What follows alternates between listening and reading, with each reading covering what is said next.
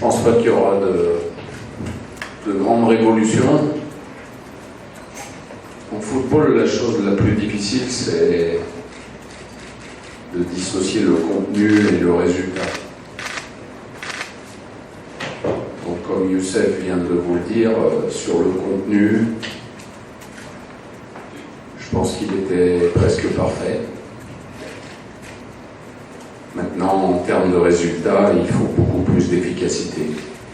Et je pense que cette efficacité, elle peut venir avec la confiance. Je pense que le plus gros des soucis aujourd'hui, c'est d'avoir beaucoup plus confiance en nous.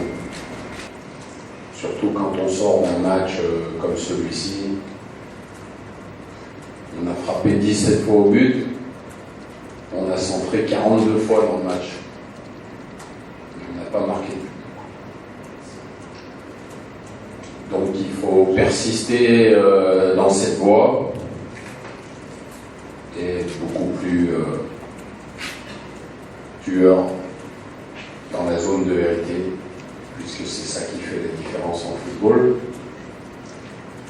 Et puis concernant le match contre le Togo, c'est un match comme tous les autres.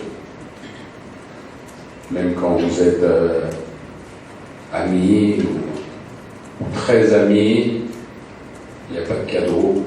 Il faut ranger ses sentiments dans un tiroir. Et puis de toute façon, le plus important c'est le Maroc. Il faut que le Maroc se qualifie. Donc il n'y a pas de sentiments. Est-ce que c'est lui qui vous connaît le mieux ou c'est vous qui le connaissez le mieux?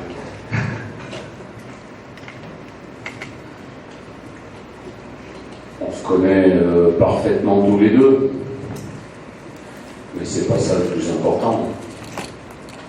Le plus important, c'est que les joueurs soient prêts.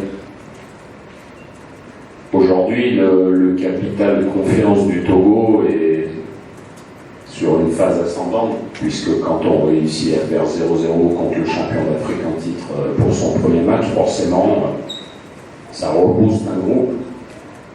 Qui plus est, quand on a Claude Leroy comme entraîneur,